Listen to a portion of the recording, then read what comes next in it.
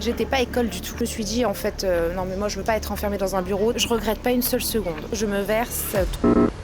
Bonjour à toutes et à tous, bienvenue dans ce nouvel épisode de la semaine au format Une histoire d'entreprise. Comme vous le savez, toutes les semaines, on part à la rencontre de nos entrepreneurs français qui ont monté des marques, des entreprises et des business. Et cette semaine, on va partir à la rencontre de Tracy. Tracy, elle a décidé de changer sa vie du jour au lendemain pour devenir fromagère sur les marchés. Tu vas rencontrer quelqu'un de battant qui est amoureuse de son produit. J'ai adoré tourner cet épisode, j'espère que tu vas le kiffer aussi. À tout de suite.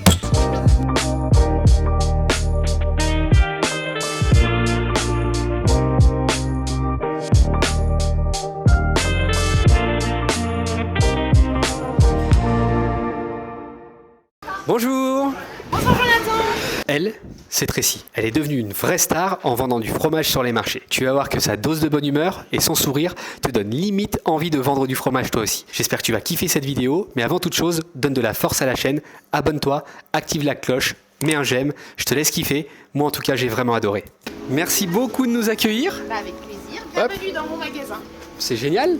Merci de nous accueillir Tracy. Eh ben de rien, c'est avec plaisir. Oh, il faut être matinal je pense pour être ici. On est très content de découvrir ton univers de travail. Bon, il fait un peu froid hein.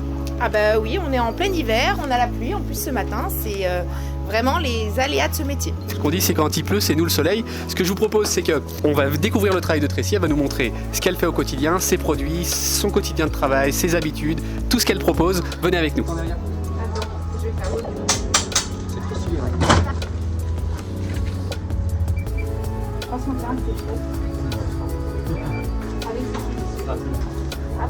Alors,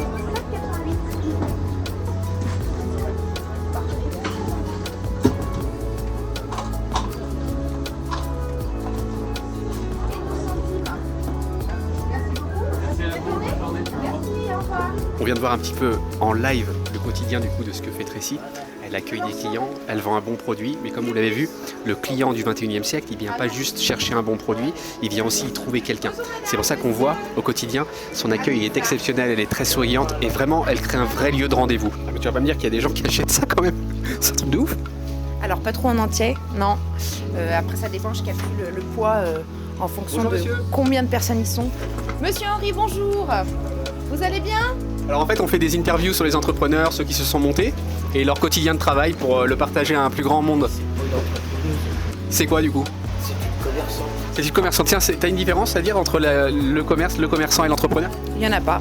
C'est une forme d'entrepreneuriat, le commerce. Pas mal, bien dit.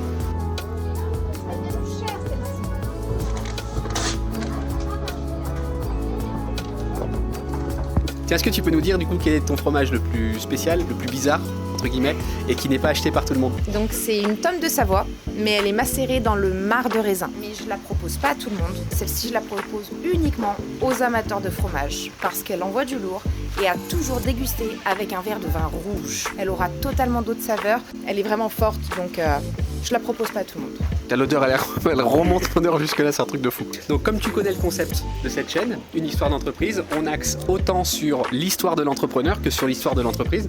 Donc dans un premier temps, moi ce que j'aimerais savoir, est-ce que les gens aimeraient savoir, c'est que tu reviennes un petit peu sur ton histoire personnelle, ton enfance, comment est-ce que tu as grandi, est-ce que tu avais déjà des traits de caractère qui allaient se dessiner sur je vais devenir entrepreneur, est-ce que tu es devenu entrepreneur comme ça par la suite des choses?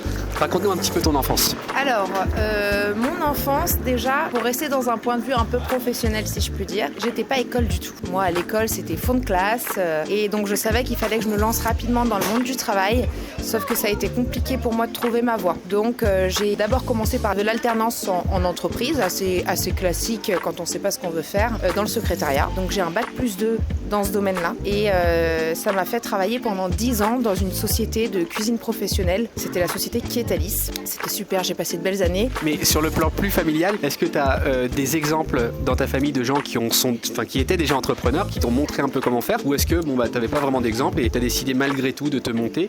Comment est-ce que tu as fait? Moi, en fait, j'ai grandi dans une famille de forains. Donc autour de moi, oncles, parents, on est tous des commerçants sur les marchés principalement. Donc j'avais cet exemple-là, oui. D'accord, donc c'est ta maman qui, elle aussi, était sur les marchés. Comment ça s'est passé? Raconte-nous. Alors, ma maman, en fait, ça fait 15 ans qu'elle s'est lancée dans le fromage. C'était un produit que je connaissais absolument pas. Elle s'est lancée pendant mes vacances scolaires. Donc j'ai dit, je vais aller l'aider. Et j'ai découvert ce produit-là. Et quand j'ai vu son étalage, j'ai vu toutes ces cette gamme de fromages. Je ne connaissais absolument pas un Babybel à la limite, mais c'est tout. J'ai pas grandi du tout dans le fromage. Et quand j'ai vu cet étalage-là, je me suis dit comment, avec toutes ces variétés de fromages, on arrive à avoir des goûts différents. Et donc je me suis dit c'est pas possible, ça a tout le même goût, c'est du lait. Enfin, je veux dire. Donc je me suis mise à goûter un petit peu toutes sortes de choses. Et chaque fromage avec son propre goût et des saveurs différentes. En fait, je me suis prise d'amour à ce produit. C'est devenu ma passion. Avec un produit de base, du lait, on peut faire tellement de saveurs, tellement de variétés.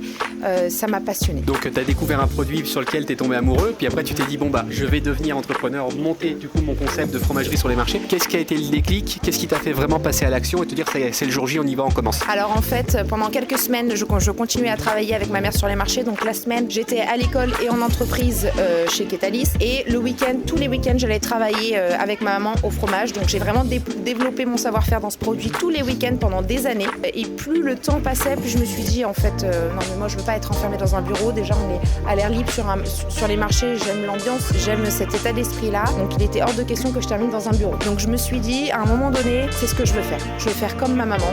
C'est ce que j'aime. J'aime le produit, j'aime le concept, j'aime le fait d'être en extérieur. Donc tous les points allaient pour me dire que c'était la suite pour moi. Nous, Tracy est en train de préparer des fromages pour les vendre dans la journée à ses clients. Je vous laisse venir. Venez. Alors qu'est-ce que tu prépares, Tracy, exactement? Je prépare mes tranches de comté. Ouais. Parce que des fois, quand il y a un peu de monde, le fait de les préparer à l'avance, les gens patientent un peu moins long pour eux. D'accord. Donc je m'avance un peu sur mon travail. Il n'y a pas trop de clients là. Donc... Génial. Et du coup, tiens, on parlait du comté. Je pense que le comté, c'est vraiment le fromage que tout le monde connaît. Est-ce que tu peux nous raconter un petit peu d'où vient ton comté? Pourquoi est-ce qu'il est si bon? Pourquoi est-ce que les gens viennent chez toi le consommer? Alors moi, j'ai un comté bien spécial. C'est un peu mon produit phare, c'est un réserve 18-20 mois d'affinage. Il n'y a que moi qui fais celui-ci sur Lyon, je vais le chercher en Haute-Savoie. Il vient de chez Marcel Petit à Grange-Narboz et c'est vrai que les clients, beaucoup de clients viennent ici pour ce comté-là. On peut goûter? Vous pouvez goûter. Ah ouais, t'y vas franchement.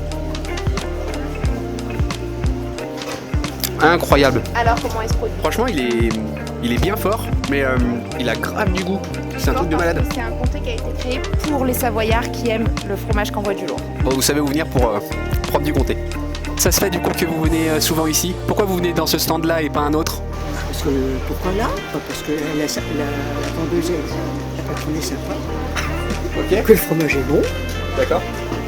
C'est tout. C'est des habitudes. Ouais, c'est devenu une habitude pour vous, d'accord. Vous êtes très fidèle. Et bah c'est très bien. Faut continuer à l'être. Le bleu aussi. Ouais. Le roquefort, le bleu d'Écosse. Enfin, écoutez, je reviens comme beaucoup de fromage. Eh bah tant mieux. Et en tout cas, on voit qu'il y a quand même beaucoup de... Enfin, c'est génial, etc. Mais il y a beaucoup de contraintes, ne serait-ce que la partie météo. Parce que nous, on est venus ce matin, on s'est caillé. Pour être très honnête, c'est quand même pas facile d'être sous la pluie, le vent, etc. Il y a quand même beaucoup de contraintes sur le plan de la météo. Toi, c'est un problème pour toi? T'as pris l'habitude? Comment ça se passe? Ça dépend. De toute façon, le matin, quand je me lève, qu'il pleuve, qu'il froid, qu'il y ait du froid, ce que vous voulez, je me pose pas la question. Tu te réveilles à quelle heure? Ça dépend des marchés. Je me réveille entre 5h20 et 6h. Ça dépend des marchés. C'est quand même bon, ça c'est une contrainte importante.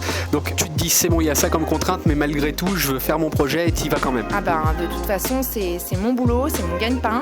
Si je me lève pas, il n'y a pas d'argent qui rentre. Donc cette question-là, je me la pose pas. Alors c'est vrai qu'après, pendant la matinée, on a froid, on est mouillé. Des fois, je rentre, mes chaussures, elles crépitent parce qu'elles sont trempées. Donc c'est vrai que c'est pas toujours évident, mais c'est pas grave. J'aime ce que je fais. Donc toi, t'étais employé, t'es devenu entrepreneur, ça y est. Donc là, le commerce fonctionne. Sur le plan du salaire, si tu es d'accord d'en parler, bien sûr. Oui, moi, bien sûr.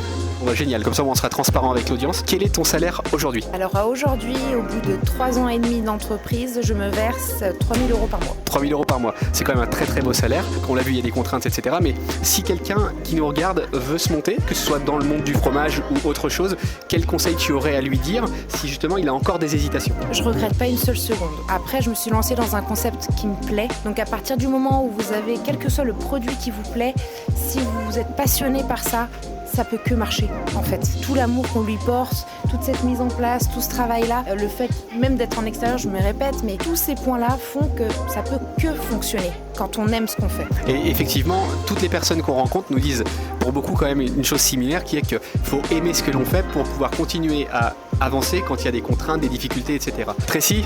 Oui.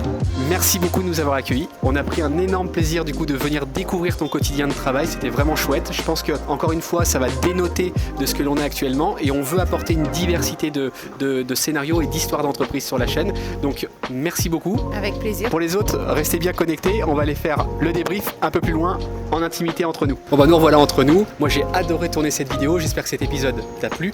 En tout cas, si tu veux aller découvrir les fromages de Tracy, dans la bio et la description, je vais noter ses emplacements de marché où tu pourras aller découvrir ses fromages, son sourire, des moments géniaux avec elle. N'oubliez pas de vous abonner à la chaîne et restez bien connectés pour la prochaine vidéo de la semaine, dimanche 18h prochain, pour un nouvel épisode. C'était Jonathan Drey dans Une histoire d'entreprise.